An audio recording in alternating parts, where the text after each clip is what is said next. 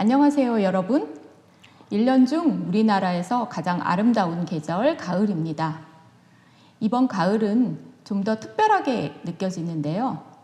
그건 아마도 우리가 이제 그간 갇혀있던 코로나의 감옥에서 풀려나와 일상의 자유를 어느 정도 만끽하기 시작했기 때문이 아닌가 싶습니다. 저를 포함한 우리 모두 코로나가 정말 끔찍했을 것 같은데요. 코로나의 경험이 우리에게 남긴 문제점이나 부정적인 영향, 이런 것들은 여기저기서 너무나 많이 이야기들을 하고 있습니다. 우울증이라든가 사회적 소통의 장애, 특히 아이들의 정서와 사회성 발달에 심각한 문제를 야기했다 등등의 이야기들은 우리가 전적으로 동의할 수 있을 것 같습니다. 하지만 이러한 고립의 경험을 조금은 다른 측면에서 볼 수 있지 않을까 생각합니다. 저도 정말 초기에는 참 우울하고 답답하고 그랬는데요. 어느 순간 좀 깨닫게 된 것이 있습니다. 그 전에 제가 바쁘다, 삶이 왜 이렇게 번잡하냐, 그렇게 한탄을 하면서 무언가 조용히 혼자서 할 수 있는 그러한 좀 시간이 주어졌으면 좋겠다라고 투덜거렸던 생각이 나더라고요. 그런데 정작 집 밖에 나가지 못하고 사람들도 만나기 힘들어진 그런 사실 조용한 시간이 주어지니까 또 어찌할 바를 몰라서 또다시 불평을 하고 있는 제 자신을 보고 이렇게 지내서는 안 되겠다는 생각을 했습니다. 무엇보다 집에 있으니 깊이 그리고 오래 생각할 수 있는 시간이 참 많아졌더라고요. 그것을 깨닫고 이 시간이야말로 제가 오랫동안 바라던 그런 조금은 긴 호흡이 필요한 일을 할 수 있는 그런 시간이 아닌가 싶은 생각이 들었습니다.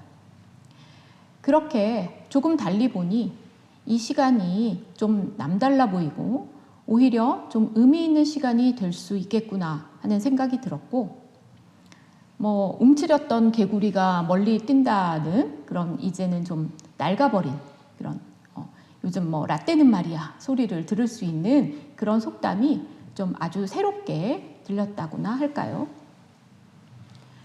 길게 호흡하고 깊게 생각할 수 있는 시간이라는 관점을 가지고 보니 그동안 쓸데없이 분주했던 마음이 차분히 가라앉고 그간 앞뒤 보지 않고 마구 벌려놓았던 일들의 가닥이 머릿속에서 정리가 되는 느낌이었던 것 같습니다.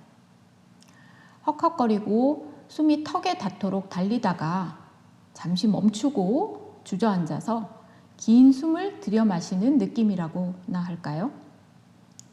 그런 느낌을 제가 오랜 시간을 같이 보낸 친구들과 공유를 했었는데 오늘 이런 이야기를 좀 깊이 해보고 싶어서 이 자리에 제 친구들을 모셨습니다. 안녕하세요, 여러분. 안녕하세요. 제가 좀 소개를 드리겠습니다. 우선 여기 전북대학교 음악대학 강효정 교수님 모셨습니다. 우리 강효정 교수님은 고음악, 그러니까 바로크 음악 연주단체 알테무지크 서울을 이끌고 계시기도 합니다. 반갑습니다. 네, 안녕하세요. 그리고 저 맨 옆에 앉아 계신 우리 선글라스를 끼고 계신 항상 세상을 저렇게 색안경을 끼고 좀 특별하게 보시는 분입니다.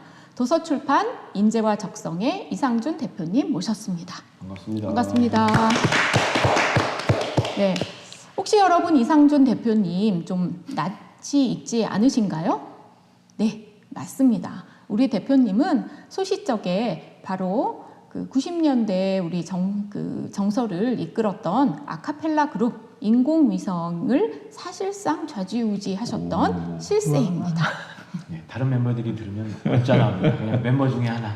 원어브댐으로 네, 갈까요? 그렇습니다. 네, 알겠습니다. 그리고 제 옆에 조건영 부장님 소개드립니다. 우리 조건영 부장님은 아마 대학 시절에 우리 중에서 제일 학점이 높았던 친구가 아닐까 합니다. 네, 지금 대기업 직딩이십니다. 네, 사실 오늘 제가 여기 가장 가방끈이 짧고 굵게 살고 있는 사람인데 오늘 박사님들 모시고 잘 좀 말씀 나누도록 하겠습니다. 저는 박사 준태입니다. 아, 그런 개인사를? 네. 네. 그리고 마지막으로 좀 제 소개를 드리자면 저는 대학에서 러시아어와 러시아 문학을 강의하고 있는 차지원이라고 합니다. 자, 모두 반갑습니다. 그리고 이 황금 같은 사실 쉼의 시간, 일요일에 저희를 위해 나와 촬영해 주신 우리 스태프분들도 만나서 반갑습니다. 안녕하세요. 반갑습니다. 감사합니다. 그동안 코로나에 갇혀 어떻게 지내셨나요? 우리가 간혹 연락을 하고 만나기도 했지만 코로나 이전처럼 그렇게 자주는 못 만났잖아요. 네, 각자 어떻게 지내셨는지 궁금합니다. 이 강제적인 고립의 시간을 어떻게 보내셨나요? 우선 우리 강 교수님 좀 말씀해 주세요. 저는 첼리스트로서 항상 무대에 서야 되는 그런 직업을 가지고 있는데요. 그래서 코로나 동안 공연장이 강제로 폐쇄되고 어떤 날은 정말 그 다음 날, 내일이 공연인데 오늘 오후에 공연장에서 이제 공연이 금지되었다고 이렇게 연락을 받는 그런 순간들이 정말 너무 아찔했었어요. 그동안 준비한 시간 그리고 이것을 위해 같이 노력해 주신 저희 동료들한테 무엇라고 설명할지 그런 어떤 황당함과 암울함 그런 시간들을 이렇게 거치면서 과연 지금 공연을 위해서 보내야 되는 시간이 제가 이거 남은 시간을 어떻게 또 사용할 수 있을지 또 어떻게 더욱 의미 있게 보낼 수 있을지 많은 고민을 했고 또한 그 시간 동안 이렇게 그동안 못 만났던 친구들도 만나면서 또 한편으로는 또 즐거운 시간도 가졌는데요. 막상 지나고 나서 보니 또 한 걸음 또 성장한 그런 시간들이 저에게 큰 어떤 인생의 계기가 되었던 것 같습니다. 일단 저는 수업을 집에서 하는 것이 정말 답답했거든요. 이제 비대면 수업을 하게 되면서 저희가 줌이라는 그러한 프로그램을 가지고 수업을 하게 됐습니다. 굉장히 처음에 어색하고 벽에다 대고 이야기를 하는 것 같아서 굉장히 힘들었습니다. 그런데 또 이렇게 집에 갇혀 있는 동안에 제가 사실 중요한 일을 또 마쳤잖아요. 네. 여러분 친구들과 얘기를 또 했듯이 좀 제가 막 자랑질을 좀 했었습니다. 네, 오랫동안 미뤄왔던 그런 책 번역을 마칠 수가 있었습니다. 500페이지가 넘는 정말 두꺼운 책이었는데요. 구석에 쌓아두고 저걸 언제 해야 되나라고 항상 바라보고 있었거든요. 이게 방학이라고 해도 사실상 또 우리가 이런 보통 시간이었다면 또 나가서 여행도 다니고 뭐 놀러도 다니고 하다 보면은 이런 일을 하기가 굉장히 힘들었을 거예요. 그런데 이렇게 코로나로 해서 강제로 집에 갇혀 있다 보니까 굉장히 무한정 늘어졌을 그러한 일이 집에서 이렇게 집중적으로 하다 보니 방학 기간을 거쳐서 한 3달 정도의 거의 대부분의 번역을, 초벌 번역을 마칠 수가 있었습니다. 저도 굉장히 좀 스스로 약간 놀랐습니다. 네. 그리고 또 이제 우리가 친구들과 함께 정말 대단한 일을 했지 않아요? 네. 이 수업 영상을 또 만들었습니다. 네. 요즘 젊은 친구들한테는 유튜브가 좀 익숙하고 그래서 이런 영상을 만드는 일이 아무것도 아닌 일이었을 수도 있지만 우리처럼 라떼는 마리아가 일상이 되는 이런 사람들한테는 뭐 유튜브도 좀 제대로 보지 않았고 그래서 정말 막막했어요. 그렇죠? 강 교수님? 네. 어찌할지 몰라서 둘이 밤에 통화를 한참 하며 또 고민을 하다가 결국은 우리 이 대표님께서 강 교수님과 저를 구제해 주신 거죠. 맞아요. 네. 구세주였죠. 네. 저희. 그래서 뭐 저희가 이제 수업을 영상으로 만드는데 영상 촬영에 좀 일가견이 있으신 우리 이 대표님께서 저희 수업 영상을 강 교수님과 저의 수업 영상을 찍어주셨습니다. 그때 제가 안녕하세요 여러분 시작하는 멘트를 한 20번쯤 하고 시작을 했던 것 같습니다. 그렇죠? 네. 짜증이 많이 나서 네. 저희가 이런 영상이라든가 매체를 통해서 이제 이야기를 하고 또 현장에 있지 않은 학생들과 또 소통하는 그러한 자연스러움 이런 것도 배우게 됐다라는 점이 정말 코로나가 아니었으면 아마 평생 모르고 그냥 일생을 살아가지 않았을까 그런 생각도 듭니다. 우리 조부장님은 그때 오셔가지고 과자를 드시면서 저희가 촬영을 하는 것을 구경을 하고 계셨는데요. 조 부장님의 그 코로나 일상은 어떠셨나요? 회사 이야기? 저는 뭐 세 분하고는 약간 다른 그 분야에 살고 있는데 사실 20년도 더 된 전에는 지금 얘기하는 뭐 욜로라든지 아니면 뭐 파이어라든지 아니면 quiet quitting 이런 개념이 아예 없었죠. 그냥 그렇죠. 네. 엄청 달리기를 열심히 하는 게 결국은 가장 잘하는 것이다라는 그런 삶을 살아왔는데 이번에 이 세 친구들하고 코로나 시기에 그런 영상을 만드는 것도 보고 또 이런 컨텐츠도 기획하는 걸 보면서 뭔가 그동안 약간 소진된 에너지를 어떻게 다시 한번 채울 수 있을까? 또는 제 생각의 어떤 틀을 좀 바꿀 수 있는 그런 계기가 됐던 게 더 의미가 큰 것 같아요. 힘든 것도 있었지만 그 힘듦을 좀 새로운 어떤 그런 전환의 계기로 삼을 수 있었던 게 저한테는 그 코로나 시기의 어떤 의미였던 것 같습니다. 그때 이제 저희가 뭐 전화 통화 등등 그래서 잠시 만나서 대부분의 이제 이야기는 불평이었고 참 못 살겠다 이런 불평을 했는데 그때 우리 강 교수님께서 갑자기 좀 그런 멋진 그런 또 프로젝트를 사실 제안을 해주셨어요. 네, 한번 이야기를 좀 해주세요. 네, 아무래도 이제 무대에서의 공연이 없다 보니 저 나름대로 어떤 길을 모색할 것인가 하면서 국가 지원 사업 내지 문화재단 지원 사업을 찾아내기 시작했는데 어떤 서울의 이제 문화재단에서 영상 콘텐츠를 모집한다는 이제 소식을 듣고 우선 강의 이제 영상 찍었던 그 짧은 경험으로 뭔가 할 수 있다는 그냥 막연한 자신감이 생겼어요. 그리고 여기 같이 또 영상 콘텐츠를 만들 친구들도 있고 해서 그냥 아무것도 없이 만나자고 잠깐 이제 해서 우리 이런 거 한번 해보자 했더니 처음에 엄청 황당했죠. 저는 밥 준다고 해서 갔어요. 밥 준다고. 대체 어떤 뭐 생각도 없고 그냥 무조건 영상을 만들자고 제가 막 떼를 썼던 것 같아요. 그래서 하나씩 이제 아이디어가 이제 나오기 시작한 거죠. 이렇게 어차피 강제적으로 쉬어야 되는 이 휴식 속에서 말이 좋아 휴식이지야말로 강요당한 이런 휴식 속에서 어떻게 이것을 극복해 나갈 것인가 혹은 어떤 역사 속에서 어떤 인물을 찾아갈 것인가 하고 이분들께서 모든 아이디어를 주셨습니다. 그때 우리 강 교수님께서 그 아이디어를 주신 것은 어떤 이런 오랜 그 침잠의 시간, 쉼의 시간, 그 굉장히 긴 쉼표의 인생의 그런 쉼표 같은 시간과 그 다음에 인생의 의미 그리고 어떤 그 인내라든가 결실이라든가 이런 개념들을 좀 연결해 보면 좋겠다 이런 얘기를 하셨는데 그때 제가 이렇게 딱 떠올린 인물이 있습니다. 그게 바로 그 러시아의 그 유명한 그 황제인 예카테리나 대제라는 인물이에요. 그래서 예카테리나가 어떤 쉼을 통해서 그 이후에 이 제국을 이끌어가는 그리고 영토를 확장하고 그런 그 황제로서의 그 굉장히 깊고 그 오래 갈 수 있는 그러한 숨을 얻었는지 그렇게 그걸 좀 이야기해 보면 좋겠다 그런 생각을 했습니다. 자, 우리 예카테리나 우리 찍었던 그 영상 보면서 한번 예카테리나 대제에 대해서 한번 볼까요?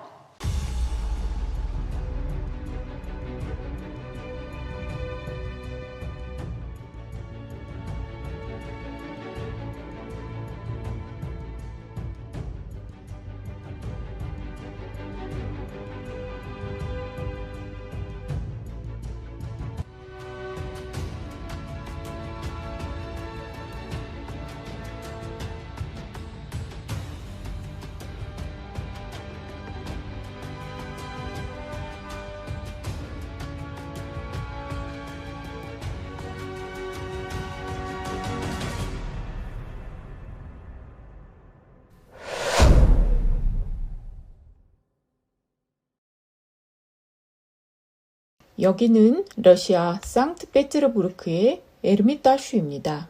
뾰트르 대제 이래 러시아 역사상 가장 위대한 군주로 평가받고 있는 예카테리나 여제에 의해 지어진 궁전이죠. 이렇다 할 힘이 없었던 독일의 소국 안할트 제르프스트 공국의 공주로 태어났던 그녀는 불과 14살에 러시아 황실로 와서 16살에 황위 계승자인 뾰트르 3세와 결혼합니다. 그러나 남편 뾰트르 3세는 정치적 식견이 부족하고 러시아의 현실을 제대로 알지 못하는 무력한 군주였고, 예카제리나 2세는 그러한 남편을 퇴위시키고 스스로 제위에 오릅니다. 내정과 군사, 외교, 문화예술 등 모든 면에서 예카제리나 대제의 치세는 러시아의 황금 시대로 칭해질 만큼 놀라운 번영을 누렸습니다. 예카제리나 대제는 높은 지성과 천부적인 정치적 능력, 놀랄만한 현실적 감각, 넘치는 에너지를 소유한 계몽 절대군주로 평가받고 있습니다. 하지만 아무리 뛰어난 능력의 소유자였다 해도 힘없는 소국 출신의 외국인으로 어린 나이에 혈혈단신 러시아의 황실에 남겨진 그녀가 권력의 꼭대기에 오르기까지의 과정은 결코 쉽지 않았음은 충분히 짐작할 수 있겠습니다. 예카제리나 대제의 전기 작가들이 무엇보다 주목하는 것은 그녀가 어린 시절 사고로 얻은 질병 때문에 겪어야 했던 수년간의 힘든 체험입니다. 예카테리나 대제의 독일 이름은 피케라는 애칭으로 불렸습니다.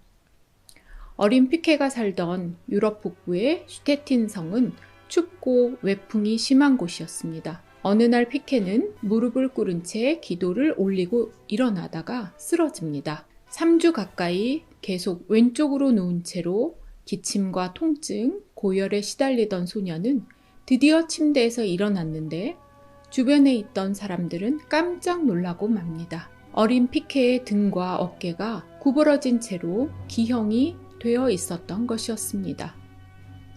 피케는 몸을 교정하기 위해 압박 붕대를 둘렀고 어깨와 등, 허리, 그리고 팔을 고정시키는 코르셋을 입어야 했습니다. 유난히 활동적이고 힘이 넘쳐 주로 남자아이들과 거친 놀이를 즐겼던 소녀는 이러한 교정 장치를 몸에 두른 채 꼼짝달싹할 수 없었습니다. 달리기도 말타기도 할 수 없었고 친구들과 어울려 다닐 수도 없었다고 합니다. 할 수 있는 일은 오직 공부와 독서뿐이었습니다. 어린 피케는 11살이 되어 드디어 붕대와 교정 코르셋을 벗게 될 때까지 4년이라는 긴 시간 동안 바깥에서 활동하고 싶은 마음과 욕구를 견뎌야 했습니다. 소녀는 오직 집안에 갇힌 채로 책과 벗삼아 보낼 수밖에 없었던 수년의 세월 동안 인내와 절제를 배웠으며 자신을 통제하는 법을 터득했던 것입니다.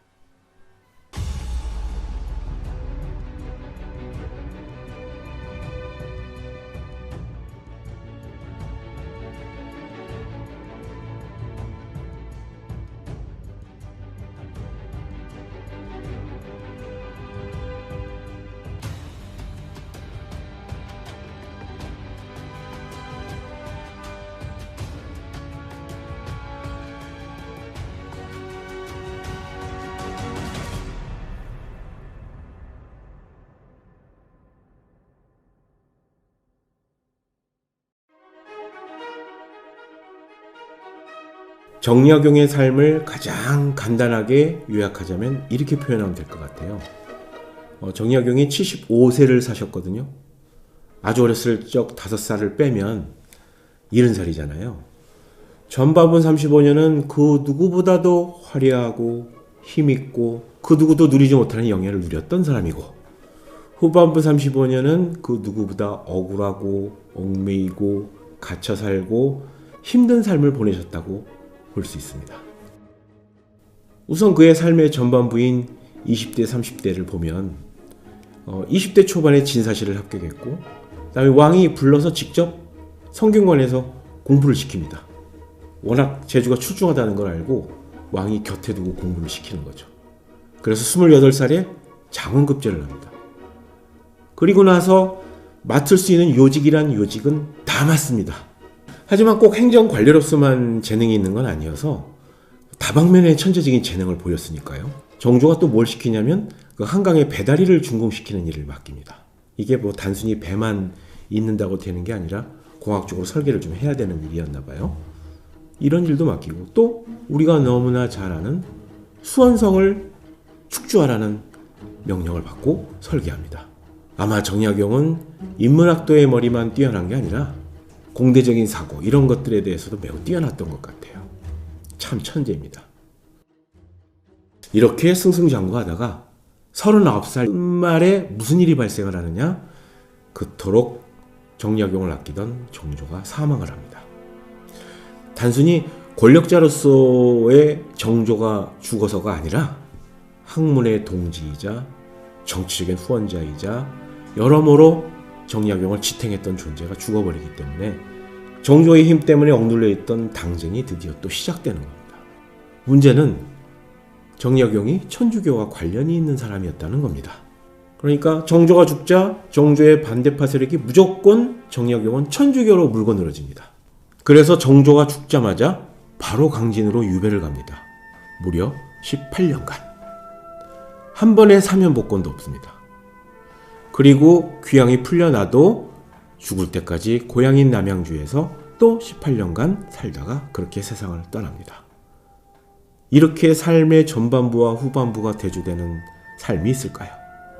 아이러니한 건 개인적으로 꼬였던 그 후반부 36년이 바로 우리가 아는 정약용이라는 점입니다. 우리에게 남겨준 이 찬란한 문화적 유산이 바로 이때 비롯되는 것입니다. 어쩌면 그의 불행은 우리 후손의 행운이었는지 모르겠습니다. 보통 사람 같으면 권력의 최고의 맛을 맛보고 36년간 평생을 꼬여서 살려고 그러면 되게 불행했을 텐데 이때 강진에 유배당할 때 정약용 선생이 하셨던 말씀이 있습니다. 내가 어려서 학문의 뜻을 두었지만 어언 20년간 세상의 길에 빠져 다시 대도를 깨닫지 못했다가 이제야 여유가 생겼구나. 이런 말을 남깁니다. 자, 바로 이 강진 유배 시절부터 정약용은 엄청난 저술과 사상을 남깁니다. 쓴 책만 무려 500권입니다.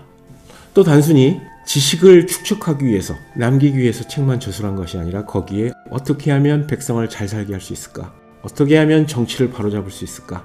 어떻게 하면 나라가 부고 갈 수 있을까? 라는 데 대한 고민을 다 담습니다. 경세유표는 지방수령의 인사곡과제도에 대해서 남겼는데요. 그 자세한 정책이 매우 뛰어납니다. 놀라운 건 이 저술에서 이런 말을 남깁니다. 이 나라는 당장 개혁하지 않으면 반드시 망하고 말 것이다. 정약용의 이 말은 너무나 정확히 맞아들어갔죠. 정조 이후에 순조 때부터 나라에 망조가 들기 시작하면서 결국은 일제 침략의 빌미를 주잖아요. 또 목민심서에서는 수령이 지켜야 할 임무를 아주 자세히 정리를 했습니다. 정약용은 아마 그때부터 지방관의 역할을 매우 강조했던 것 같아요.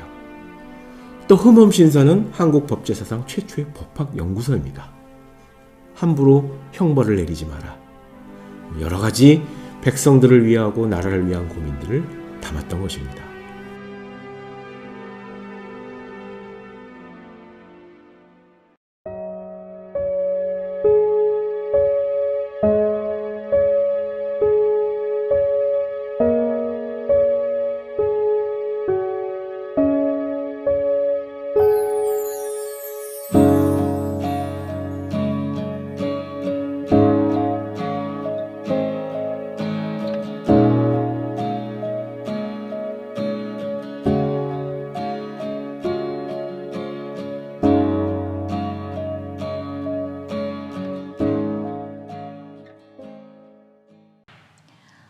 우리 영상 만들 때 이 대표님이 정말 고생을 많이 하셨습니다. 아유, 진짜 전문가. 네.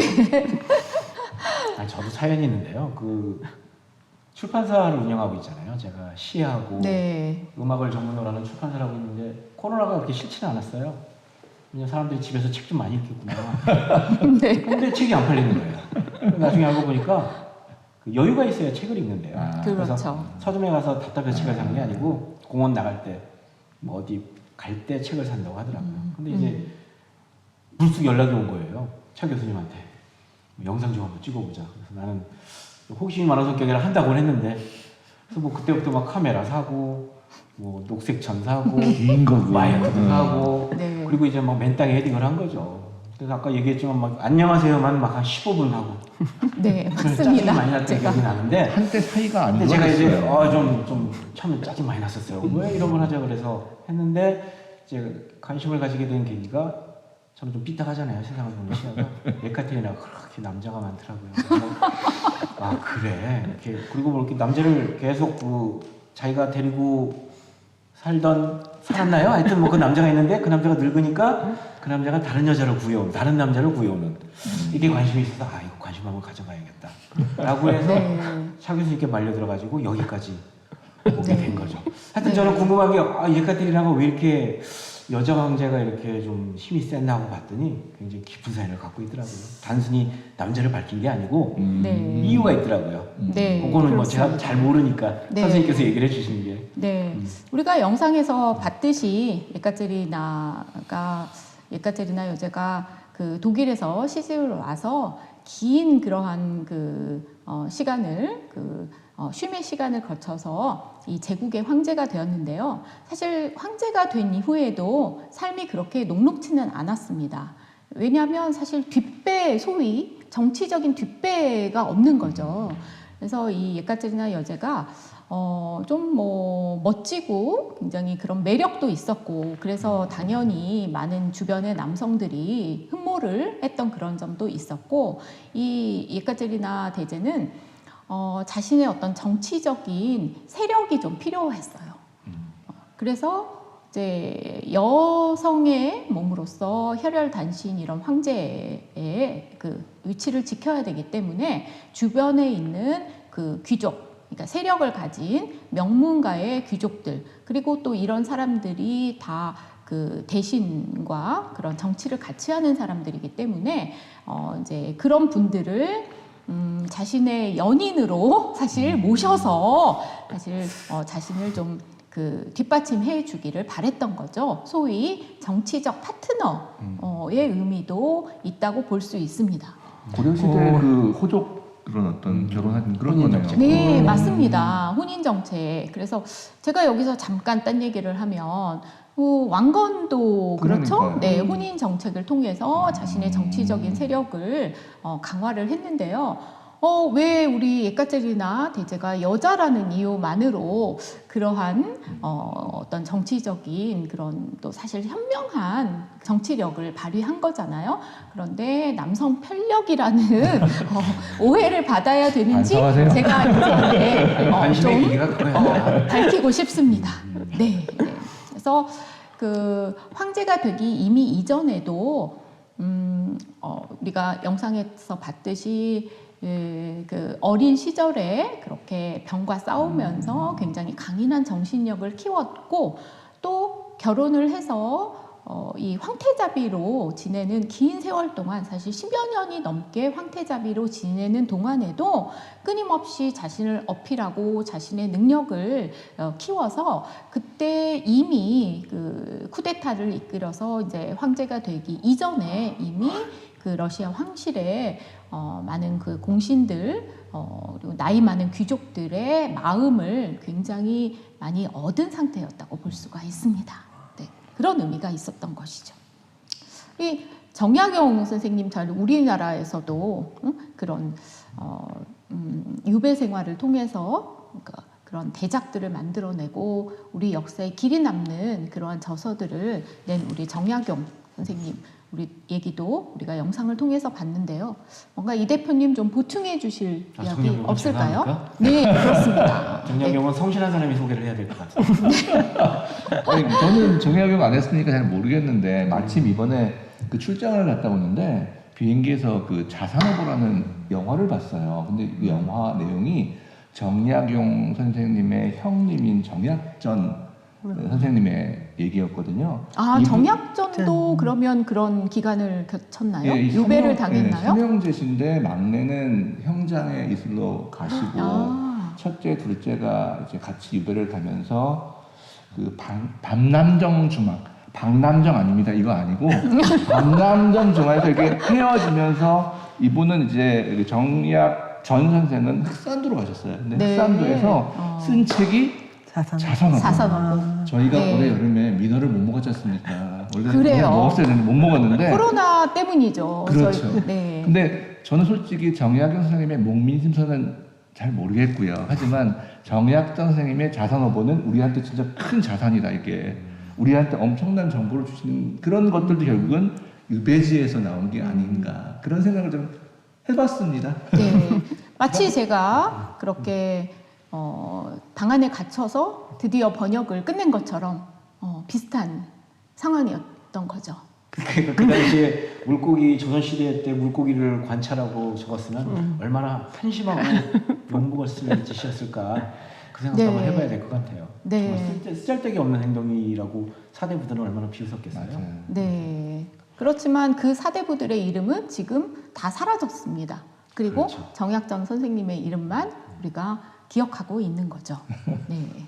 과연 그분이 그것을 어떤 목적을 위해서 쓰진 않았을 거 아니에요. 그러니까 그 시간의 무료함을 좀 더 창의적으로 본인이 만들고 싶어서 그런 자선 오버라는 책을 만들지 않았을까라는 생각을 들면서 이런 상황들에서 어떤 보통 우리는 신세 한탄이나 상황에 대한 원망이 먼저 나오기 쉬운데 그 역시 그런 분들 보면서 이 상황, 이 위기를 어떻게 극복할 수 있느냐, 그 위기의 순간이 어쩌면 그 어떤 절호의 찬스인 것이 참 요번에 저희도 그 영상 만들면서 많은 걸 생각하게 됐어요. 네. 그래서 네. 우리도 너무 진지하게 뭘 공부하고 막 이렇게 애쓰지 말고 뭐 이렇게 맛집 찾아다니고 회 찾아다니면서 이렇게 음식 기록하고 이게 오히려 후세들이 또 이번에 전원 꼭 먹어야죠. 전원. 그렇지, 그렇지. 그러니까 그렇습니다. 전어를 먹어야 이제 그 겨울을 견딜 수 있는 힘을 비축할 수 있을 것 같아요. 네, 제가 좀 듣기로 우리 그 음악가 브람스 역시 좀 그런 체험을 했다고 들었는데요. 브람스는 뭐 여러분 너무 잘 아시다시피 후기 낭만주의를 대표하는 독일의 작곡가였는데요. 사실 그 당시 피아니스트로서도 훨씬 유명했었다 그래요. 그래서 항상 피아니스트로서 바쁜 이제 연주 여행을 다니는데 사실 브람스는 그 젊은 시절 20대부터 굉장한 스트레스가 있었어요. 왜냐면은 베토벤을 이어나갈 후계자 그리고 독일 음악을 구원할 메시아로서 소개가 됐어요. 젊은 브람스를 본 슈만이 정말 그 화려한 문필로서 브람스를 소개할 때 아직도 교향곡을 한 곡도 쓰지 않은 젊은 작곡가가 베토벤을 이제 승계할 것이다. 뭐 독일을 구원할 것이다. 독일의 음악을. 그러면 얼마나 본인은 지금 마음으로 불안하겠어요.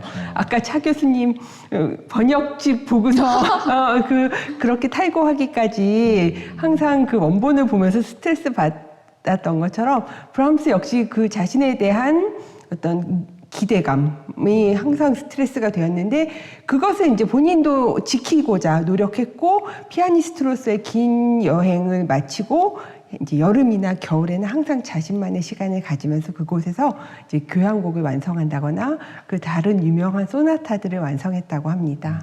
그래서 브람스를 지칭할 때 뭐 아까 제가 처음에 말씀드린 뭐 후기 낭만주의의 대표자라고도 하지만은 휴양지의 작곡가라는 그런 별명을 가지고도 있어요. 소위 자가격리를 통해서 그런 브람스의 그런 웅장한 그러한 교향곡이 나오게 된 것이군요. 네. 스스로 자가격리. 네. 자, 그리고 우리 조 부장님께서 또 오늘 재미있는 뉴턴에 관해서 또 이야기를 해주시겠다고 아까 꼭 약속을 하셨습니다. 네. 그럼 먼저 영상 보시고 얘기를 좀 해볼까요? 네. 이제 영상 보시겠습니다.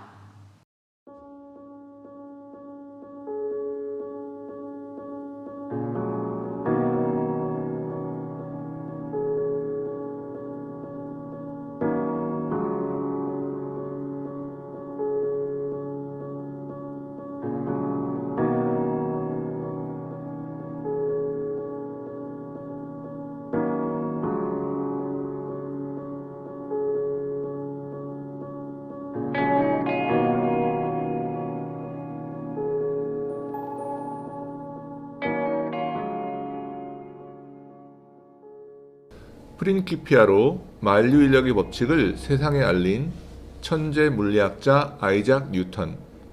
그가 태어난 17세기는 과학혁명이 급속히 진행되던 시기. 그럼에도 불구하고 학계는 여전히 아리스토텔레스 체계에 집착하고 있었는데 뉴턴은 곧 데카르트를 접하게 되고 우주의 물리적 현상을 운동과 물질로 설명하는 기계적 철학에 매료됩니다. 1661년 19세의 나이에 케임브리지 트리니티 칼리지에 입학한 뉴턴.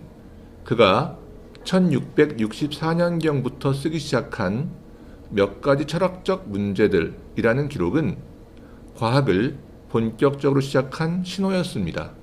그는 과학혁명의 근간이 되는 새로운 생각들을 받아들이고 있었습니다. 이처럼 뉴턴은 1665년 학사 학위를 받을 때까지 자신만의 새로운 철학과 수학의 세계를 펼쳐나가고 있었습니다. 그런데 그해 흑사병이 돌아 대학이 문을 닫게 되자 뉴턴은 고향 집에 돌아가게 되었습니다. 하지만 전염병의 유행으로 뜻하지 않게 대학을 떠나 있던 시간은 그가 과학과 철학에 대해 깊은 영상과 사색을 할 기회를 만들어 주었습니다.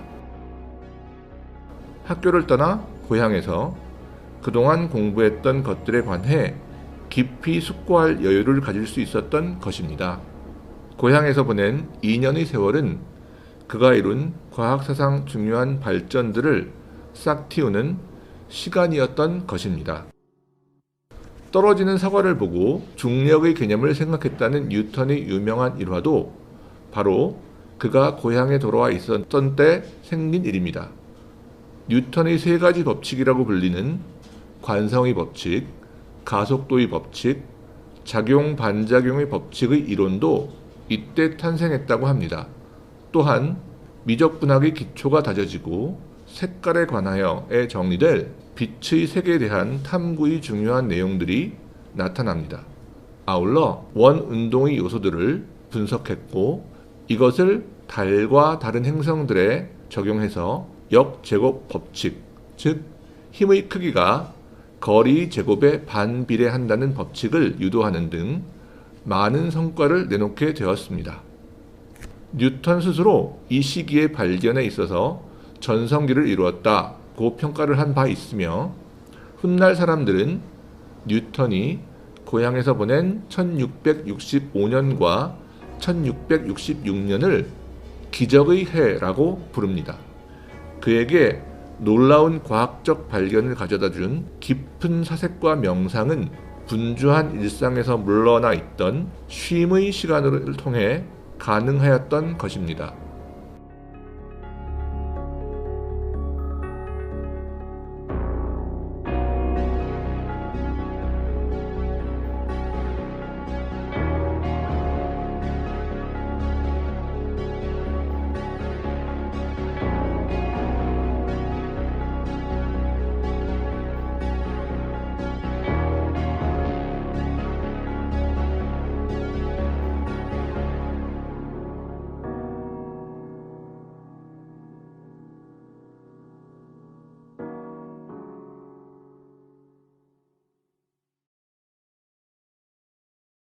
저 영상도 찍을 때도 정말 우리 이 대표님을 제가 괴롭혔습니다. 아니, 사과를 떨어뜨리는 걸 기다려요. 네. 그게 이제 카메라 산지 한 대밖에 안 되는 속도가 건데 찍을 수가 있나요, 그게? 사과 말고 이쁜 걸로 골라달라고 그러고. 네, 맞습니다. 조 부장님 이야기를 듣고 이 영상에는 꼭 사과가 나무에서 이렇게 떨어지는 모습이 꼭 들어가야 된다라고 제가 막 주장을 하면서 그 움직이는 영상을 꼭 만들어야 된다라고 제가 막 강요를 해가지고 우리 이 대표님이 정말 고생을 많이 하셨습니다. 동대문 가서 녹색청 큰 사과 봤잖아요. 네, 맞습니다. 그러고도 이제 그 사과나무 아래에 제가 앉아가지고 그 사과를 이렇게 쳐다보는 이런 장면, 그런 거, 구상, 이런 거를 우리 이 대표님과 제가 막 전화 통화를 해가면서 만들었던 그런 정말 이제는 추억이 되었습니다. 그렇죠? 네. 아니 사실 이 뉴턴이 가장 현재 상황이랑 그러니까 비슷하잖아요.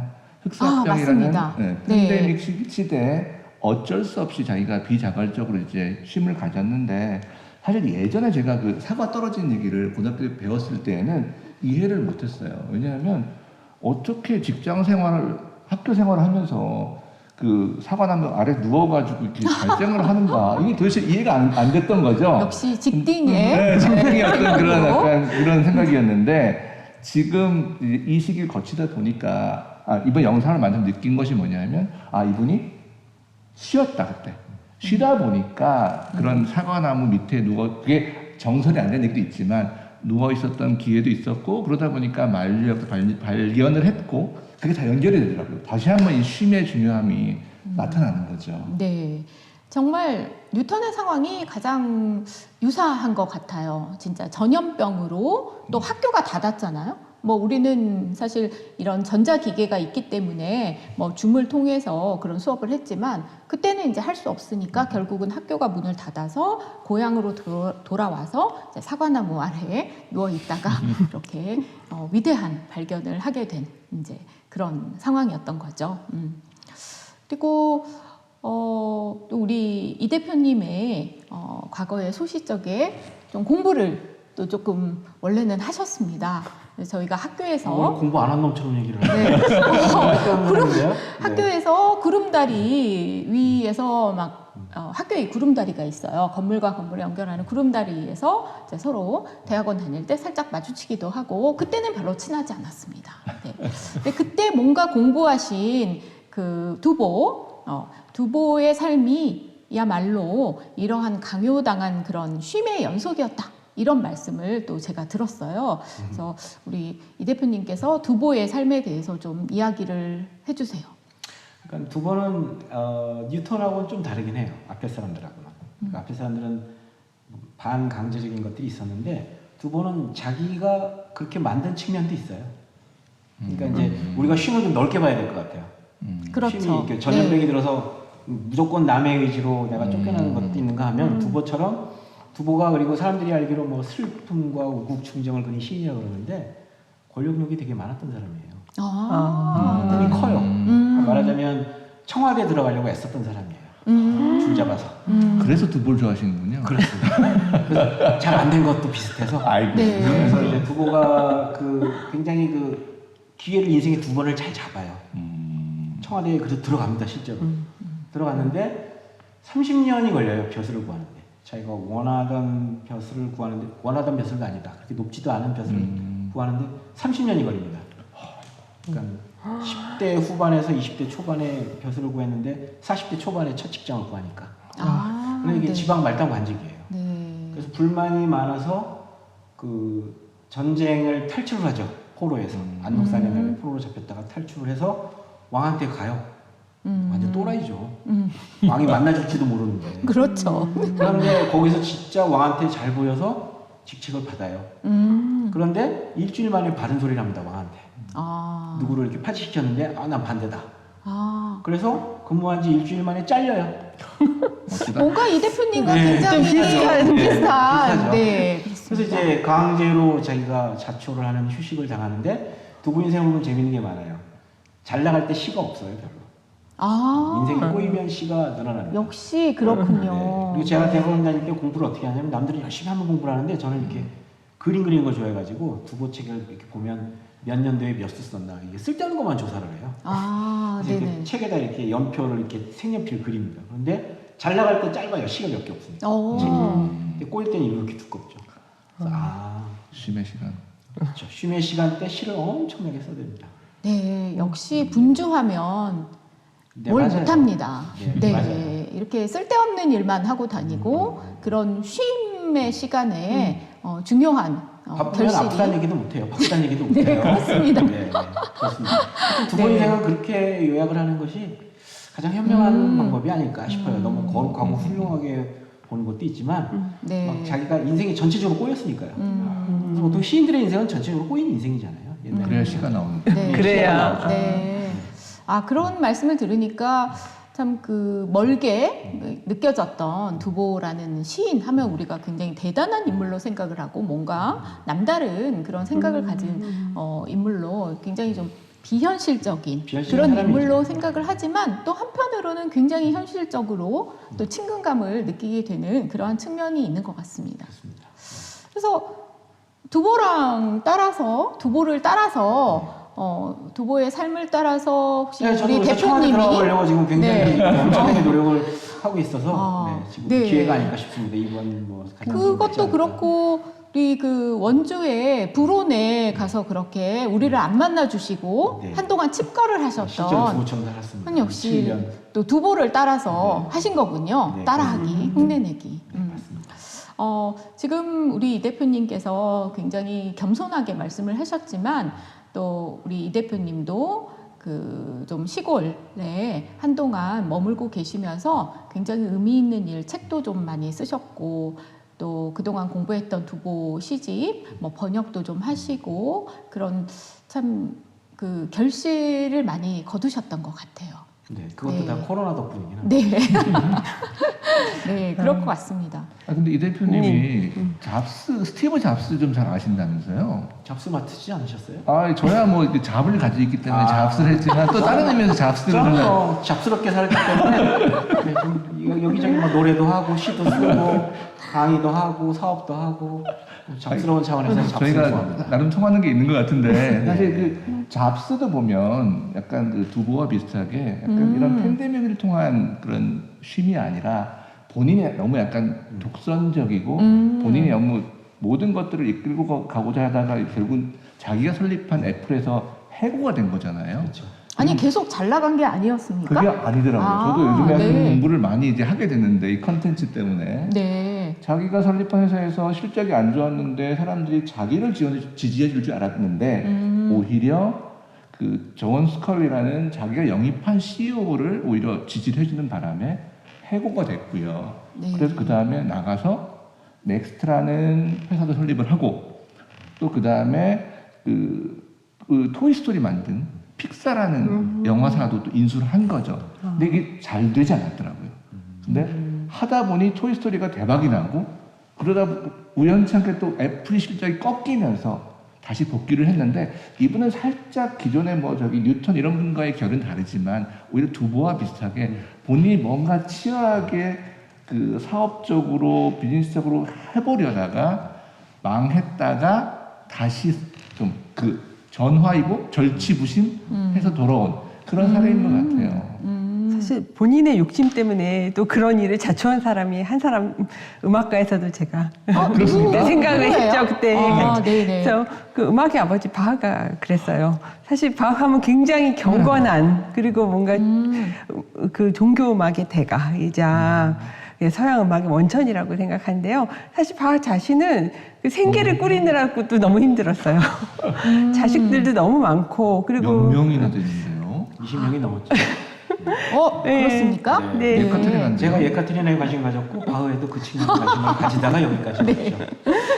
말리셨습니다. 그렇게 많은 자식들이지만 그 당시도 아이들이 이제 영아 탐학률도 높아서 한 반 정도밖에 세상에 이제 살지 못했지만 바하는 굉장히 아주 바짓바람 소위 말하는 그런 아버지였어요.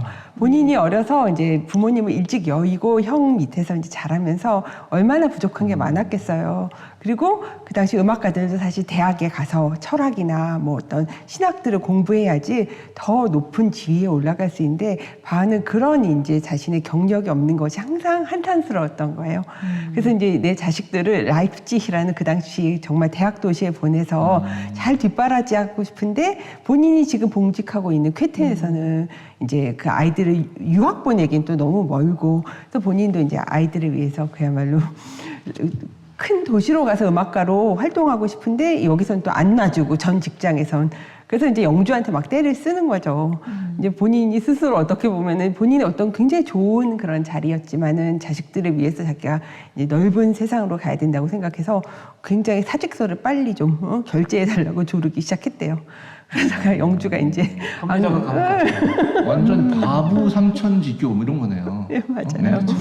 맹모가 아니고 그래서 바하는 그야말로 자식들을 위해서 뭐 감옥 가는 거 정도야 뭐 불사하겠죠. 갈 수만 있다면. 그래서 그런 이제 감옥에 있으면서 정리한 그런 이제 유명한 작품들이 바흐의 평균율 곡집 같은 곡인데요. 네. 지금 아버지의 부성으로서의 그런 이제 지극한 마음도 있지만은 그 안에서 그 무료한 시간 아니면 또 억울한 시간일 수도 있는데 그 시간을 또 그렇게 승화시켰다는 그 사실 자체가 또 위대한 음악가로서의 명성을 가지게 한다고 생각합니다. 많이 배웁니다. 저야말로 많이 배웁니다. 아, 그러면 우리 진짜 바흐 얘기를 한번 들어볼까요?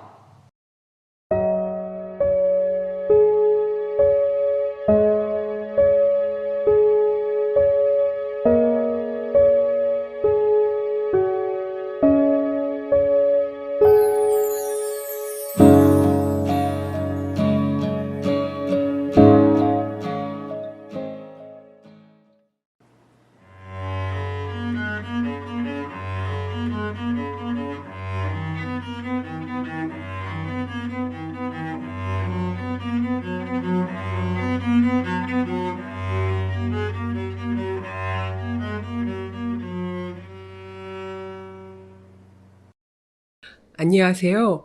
첼리스트 강효정입니다. 제가 방금 연주한 곡은 바흐의 무반주 첼로 조곡이었습니다.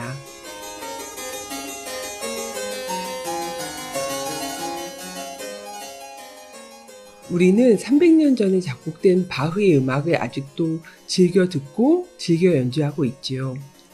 이렇게 위대한 음악을 우리에게 선사한 바흐는 삶에서는 많은 자식들을 책임져야 하고 언제나 생활비 걱정을 해야 하는 평범한 가장이었습니다. 그래서 바흐는 항상 바쁘게 일했고 연봉과 대우가 좋은 직장을 구하고 싶어 했습니다. 1710년대의 바흐는 작센 바이마르 공국에서 최고의 음악 감독 자리를 눈앞에 두고 있었는데 하지만 그 자리를 정치적 이유로 빼앗기자 이직을 결심하게 되었고 쾌텐 공국의 음악감독 자리를 제의받게 되었다고 합니다. 바흐는 설레이는 마음으로 빨리 사직서를 승인해 주기를 요구했는데 이에 짜증이 난 바이마르의 영주는 그를 명령 불복종죄로 한 달간 감옥에 가두어 버렸습니다. 모범적인 사나이 바흐에게 너무나 오욕적인 순간이었죠.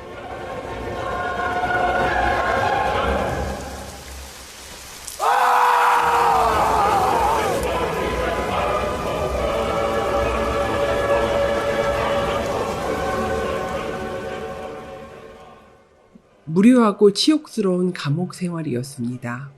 그러나 아무런 악기도 없이 갇혀보낸 그 시간은 결코 무의미하지 않았습니다.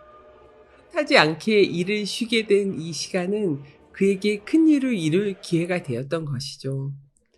그는 감옥 안에서 담담하게 음악의 원리에 관해 되짚어볼 시간을 가지게 되었고 이 시간 동안 훗날 건반악기의 구약 성서라 일컫는 평균율 클라비어 작품집의 초안을 이루어냈습니다.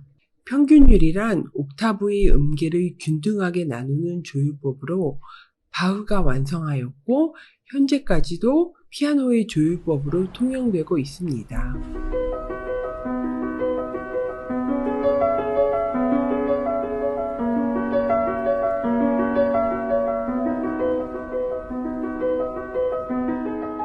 바흐의 평균율 클라비어 곡집의 서문에는 젊은 음악학도들에게는 도움을 주기 위해 또 어느 정도 음악을 익힌 자들에게는 여가의 즐거움을 주기 위해 만든 것이다 라고 쓰여 있습니다.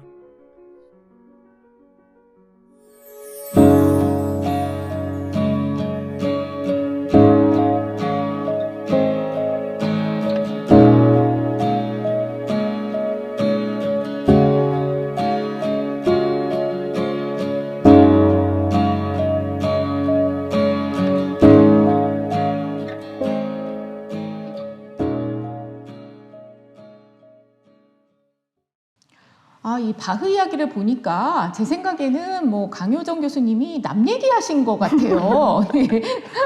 우리 강효정 교수님은 첼로를 이렇게 대학에서 전공을 하시고요. 그 졸업 이후에 독일에서 유학을 하셨고 또 우연한 기회에 고음악에 관심을 가지게 되셔서 바로크 음악을 공부를 하셨습니다. 그래서 사실 원래 이제 첼로를 하셨는데 그 첼로의 전신인 바로크 첼로 맞죠? 네. 네. 그리고 비올라 다 감바라는 그런 바로크 시대의 악기를 새로 독일에서 공부를 하셨던 거죠. 아마도 스스로 또 격리의 시간을 가지면서 무언가 새로이 시작을 하셨던 그런 상황이었습니다. 그래서 유학 생활에서 이렇게 뭔가 새로운 거를 배운다는 게 정말 쉽지 않은 일이죠. 그러니까 자기 전공을 가지고 유학을 가서 빨리 학위를 해서 돌아오는 것이 목표인데 대부분 그리고 사실 그걸 이루기도 쉽지 않은 것인데 다시 거기서 한번 쉼표를 찍으시고 다시 이 바로크 시대 악기를 그 시대 음악을 새로 배우시고 공부하셔서 어느 정도 그거를 이제 완성된 단계까지 가기까지는 정말 그 격리의 시간, 진공과 같은 그러한 시간이 필요한 거니까요. 그러니까 그때가 몇 년부터 몇 년이었죠? 예, 그때가 2001년부터 2007년까지 그렇게 네. 한 6년간 네. 그런 시간을 보냈었는데요. 우리 차 교수님이 그렇게 말씀해 주시니 저 또한 뭔가 대단하다는 우쭐함이 드는데요. 사실 그 당시 한국에서는 잘 알려지지 않은 그런 고음악 바로크 악기라는 것을 독일에서 접했을 때 저한테는 그야말로 역사책 속에 있는 게 현실로 이렇게 볼 수 있다는 그런 어떤 충격도 그리고 신기함이 있었어요. 그리고 같은 음악이지만 뭔가 다시 새로운 언어와 새로운 악기를 배워야 되는 그런 이제 어떤 고민의 시간들이 물론 있었고요. 그리고 이제 빨리 학위를 마치고 한국으로 돌아갈 것이냐 아니면은 거기서 취직을 할 것이냐라는 그런 중요한 시기에서 제가 이제 전혀 다른 방향의 인생의 이제 경로를 틀어버렸는데요. 사실 그것을 위해서 제가 한 6개월 동안 정말 아무도 안 만났어요. 네. 그 시간 동안은 제가 새로운 악기 그리고 제가 악기를 계속 연마를 하는 시간과 동시에 제가 원래 했던 전공의 그런 첼로를 했던 건 아니에요? 예, 거의 깜빵이네. 거의 깜빵이에요. 피타하다 그러는데 네. 피타 하실지도 몰라요. 네. 피타가 다 뜻이잖아요. 원래 그래요? 네. 뭐 그런 거 아닌가요? 바로 그게 원래 찌그러진 네. 진주라는 뜻이 그 사연이 있었을 맞습니다. 거예요. 네. 근데 인생의 그런 이제 계기 속에서 사람들한테 뭐 내가 이것이 맞을까 저것이 맞을까 이렇게 상담을 하거나 아니면 내 고민을 이야기하는 것 자체가 굉장히 저한테는 좀 불필요하다라는 건방진 생각이 들은 거예요. 어차피 내 인생 내가 책임져야 되는데 내 스스로 이것을 원하는지 안 원하는지 내 스스로를 한번 이제 시험해 보고자 했던 거죠. 네. 예, 그래서 정말 제 방 이제 그 당시 이제 유학 시절 그 작은 방에서 한쪽에는 첼로, 한쪽에는 이 바로크 악기를 두고 정말 하루에 정말 5시간, 이것도 5시간 연습, 이것도 5시간 연습을 제가 막 해본 거예요. 예, 그런 시간 동안 제가 이제 제 스스로가 정리가 되는 거죠. 내가 과연 이 공부를 계속 할 수 있을까라는 이제 어떤 저에 대한 확신도 들었지만은 지금 내가 열심히 이렇게 쌓아놓은 첼로를 이 순간 멈췄을 때 어떠한 결과 아니면 이것을 다시 되돌아갈 수 있을까에 대한 제가 이제 그 미래에 대한 어떤 예측도 해봐야 되잖아요. 그래서 네. 양쪽을 제가 이제 둘 다 사랑할 만큼 연습을 막 했는데 결국은 이제 저의 결론은 이렇게 그동안 내가 오랜 시간 동안 같이 그 당시 인생을 보냈던 첼로라는 악기는 뭔가 그래도 다시 시작하면 할 수 있겠지만 여기서 이거를 배우지 않으면은 기회가 없는 바로크 악기는 지금이 아니면 안 될 것 같다는 이제 결론에 제 스스로 이제 다다르게 된 거죠. 그래서 그 6개월의 시간을 지금 생각해 보면은 아직도 기억이 나요. 저 혼자서 진짜 라인 강가를 굉장히 많이 산책도 하고, 네. 그리고 양들이 풀을 뜯고 있는 모습들도 그때 정말 많이 봤던 것 같아요. 양들도 쉬고 있었던 양들도 거죠. 쉬고 있는데 네. 좋은 털을 만들기 위해서. 맞아요. 네. 그런 이제 강물이 흘러가는 옆에 초록색 이제 풀 위에서 그런 양들을 보고 있는데 너무 그냥 그지 평화롭게 이룰 수 없는 이 속에서 제가 여러 고민들을 하는데 그냥 인생에 있어서 내가 한번 해보고 싶은 거 그냥 한번 선택해보자라는 생각들을 항상 그 라인강 옆에서 했었던 기억이 나네요. 너무 오랜만에 제 기억을 상기시켜 주셔 감사한데요. 네. 그래서 그때 우리 강효정 교수님과 저희가 연락이 안 됐습니다. 다 저희 덕분이에요. 네. 저희가 방해를 안 했잖아요. 네, 맞아요. 연락이 안 돼서 그런데 제가 한번 텔레비에서 강효정 교수님을 목격한 적이 있어요. 뭔가 연주를 하시는 이제 그런 장면을 텔레비에서 이제 제가 보고 이제 친구들한테 마구 전화를 돌려서 빨리 효정이를 수배해라. 어딘가에 있다. 독일에 있다. 막 그렇게 하면서 열심히 찾았던 또 그런 기억도 저도 납니다. 자, 이렇게 강효정 교수님도 우리 비올라 다감바에 푹 빠지셔서 딱 사실 바흐처럼 지내신 거잖아요. 네. 그런 고립의 시간을 거쳐서 오늘날의 이런 고음악 전문가로 발돋움하신 것이잖아요. 그러니까 뭐 제가 아까 처음에 말씀드린 그 개구리가 움츠렸다가 움츠려야 좀 멀리 뛴다.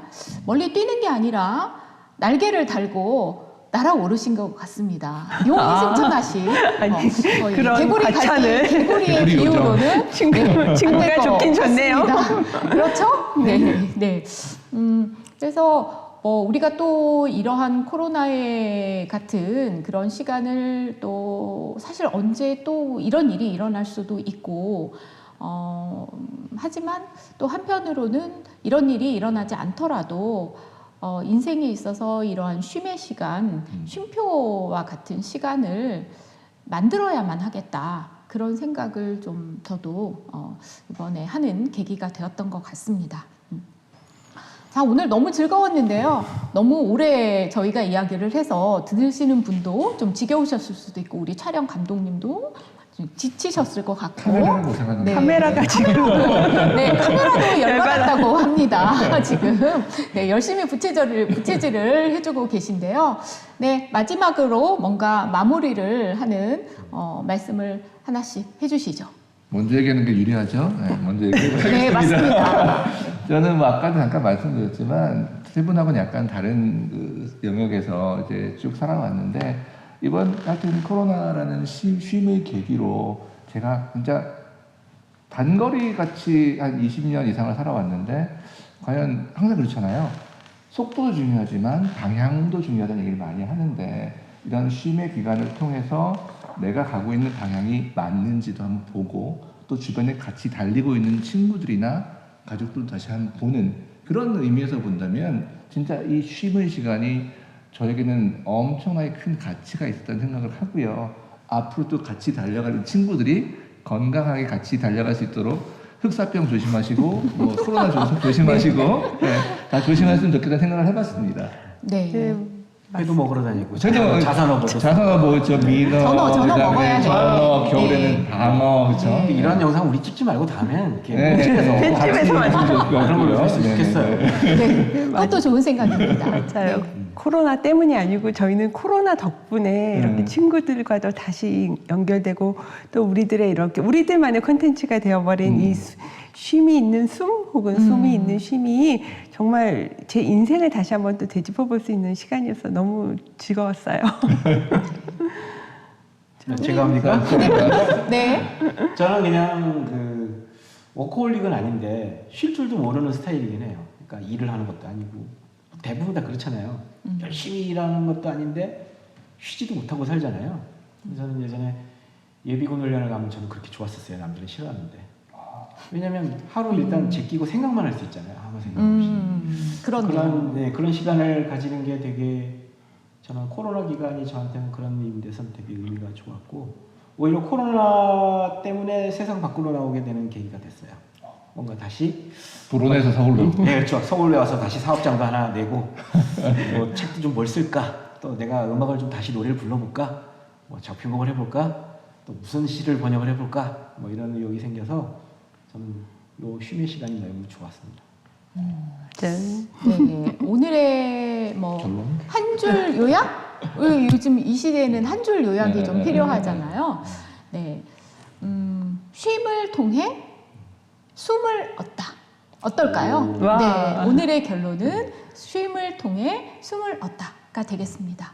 좋습니다. 네.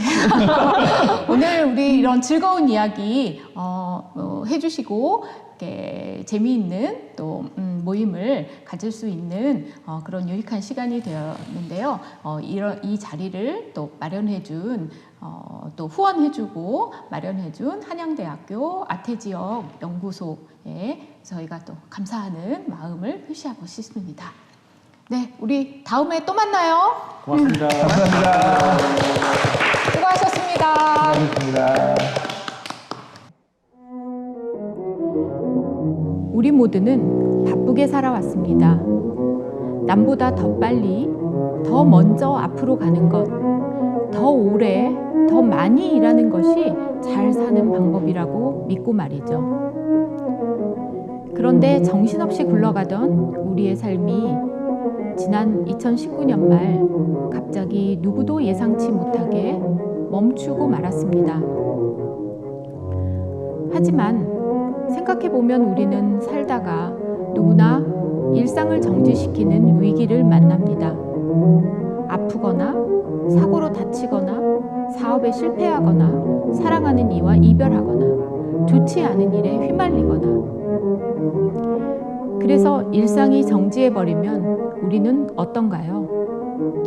당황하고 화를 내고 절망하고 낙담합니다. 코로나19로 우리 모두가 바로 그러한 위기를 만났던 것이 아닐까요? 여기 그처럼 뜻하지 않게 일상을 갑자기 멈추어야 했던 사람들의 이야기를 들어보았습니다. 전염병으로 학교가 문을 닫아서 억울하게 모함을 당해서 심하게 아파서 또 윗사람의 미움을 사서 하지만 그들은 멈춤과 정지의 시간, 갇힌 공간 속에서 오히려 내면의 힘을 키웠습니다. 사람들을 만나지 못하고 여행을 다니지 못하고 한정된 공간 안에 갇혀있던 그 진공 같은 시간 속에서 우울과 절망에 빠지기보다는 바쁘고 분주한 일상에서라면 하지 못했을 일을 이루었죠. 원치 않던 쉼을 통해 더 멀리 나아가고 더 깊이 생각할 수 있는 숨을 얻어냈습니다. 그동안 우리 모두가 쉽지 않은 시간을 보냈습니다. 그리고 우리는 다시 언제든 그런 쉼을 강요당할 수 있습니다. 그럴 때 오늘의 이야기들을 생각해보고 긴 숨 한번 쉬어보는 것이 어떨까요?